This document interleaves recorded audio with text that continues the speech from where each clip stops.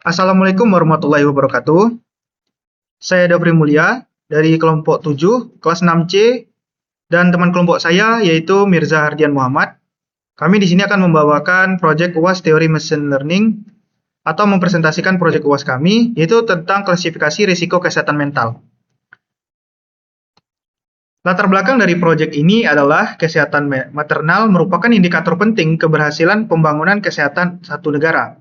Dan komplikasi kehamilan yang tak terdeteksi bisa meningkatkan risiko morbiditas dan mortalitas pada ibu. Karena itu, kami memanfaatkan machine learning untuk mendeteksi tingkat risiko secara otomatis dari data fisiologis, mulai dari usia, tekanan darah, gula darah, suhu tubuh, dan denyut jantung. Sementara itu, tujuan dari proyek kami ini adalah untuk menentukan algoritma klasifikasi yang paling sesuai, membandingkan performa random forest, SPM, dan KNN pada dataset maternal health risk, serta mengidentifikasi fitur medis apa yang paling berpengaruh terhadap tingkat risiko tersebut, dengan target yaitu risk level, low, mid, high risk. Selanjutnya akan dipresentasikan atau dijelaskan oleh teman saya yaitu Mirza.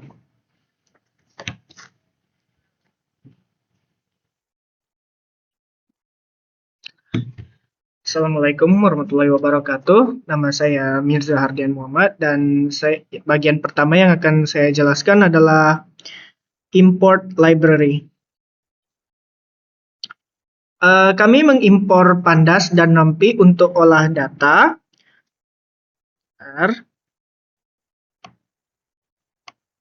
Kami mengimport Pandas dan NumPy untuk olah data. Matplotlib, Seaborn untuk visualisasi, lalu dari scikit-learn, train test split, dan standard scaler untuk pre-processing.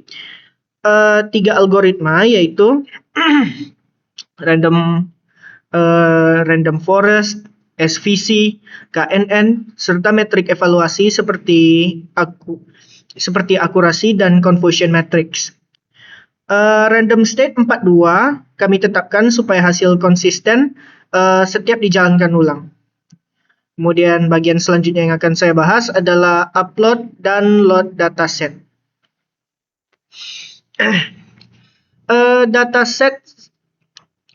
Dataset CSV diunggah lewat Google Colab, dibaca dengan separator titik koma. Yang bagian ini. Hasilnya 105 baris, 7 kolom, 6 fitur fisiologis plus label risk level. Kemudian bagian selanjutnya yang akan saya bahas adalah eksplorasi data awal atau EDA. DF info menunjukkan tidak ada nilai kosong di seluruh data. Yang ini DF infonya. DF describe memberi gambaran statistik, rata-rata usia sekitar 30 tahun. Kami cek duplikat, ditemukan 15 baris duplikat. Yang ini 15 baris duplikat yang nanti dibersihkan. Yang ini. Dan distribusi kelas target 35, 35, 35 seimbang sempurna antar low, mid, dan high risk. Jadi akurasi tetap metrik yang bisa dipercaya. Kemudian bagian selanjutnya yang akan saya bahas adalah visualisasi data. Countplot mengkonfirmasi 3 kelas seimbang. Histogram 6 fitur numerik menunjukkan sebenarnya tidak normal, ada yang menumpuk di nilai tertentu. Kemudian untuk box plotnya yang ini. Oke. Ini box plot per kelas menunjukkan pola jelas. Makin tinggi gula darah, tekanan darah, usia, dan denyut jantung, maka makin besar kemungkinan high risk. Ini dia. Dan yang selanjutnya adalah heat map.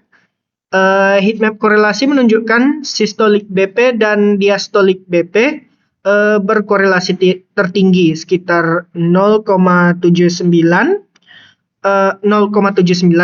Wajar karena sama-sama komponen tekanan darah tapi belum ekstrim sehingga keduanya tetap dipakai.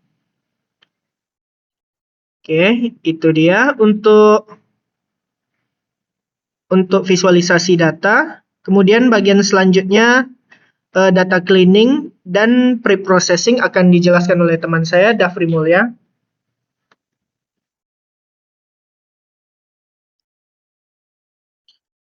Baik, yang kelima yaitu tentang data cleaning dan pre-processing. 4 langkah. Pertama yaitu hapus duplikat. Data turun dari 105 jadi 90 baris. Kedua, encoding. Encoding target jadi ordinal low sama dengan 0, mid sama dengan 1, dan high sama dengan 2. Karena memang berjenjang secara medis. Lalu yang ketiga yaitu split data, yaitu 80-20. Dengan stratify sama dengan Y. Supaya proporsi kelas terjaga, hasilnya 72 data latih, 18 data uji. Lalu yang keempat ada standar scaler. Menstandarkan fitur. Di-feed hanya di data latih untuk mencegah data, menstandarkan fitur di-feed mencegah data supaya tidak leak. Hasil scaling ini dipakai khusus SVM dan KNN. Random forest tidak perlu. Lalu yang keenam ada random forest. Ada pemodelan algoritma. Random forest dibangun dengan 200 pohon keputusan. Dilatih pakai data tanpa scaling karena tidak sensitif skala.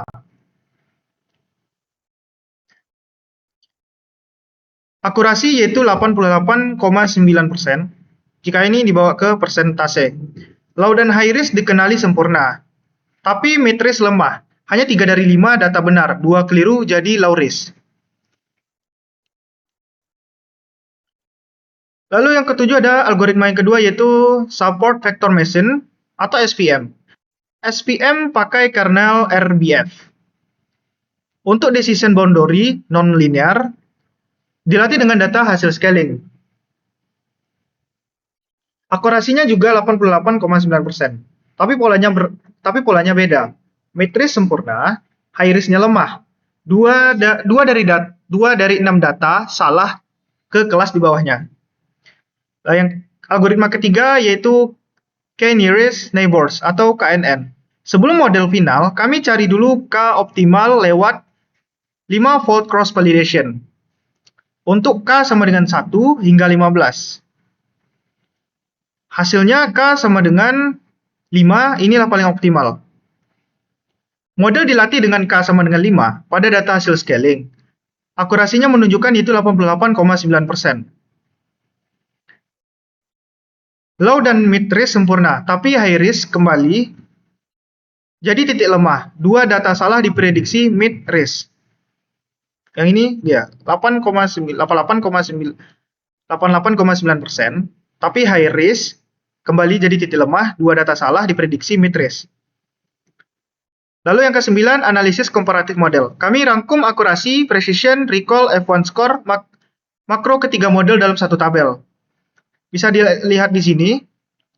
Random forest memiliki akurasi 0,889, precision 0,926, recall 0,867, F1 score 0,875, dan SVM 0,89, dan KNN memiliki akurasi 0,889.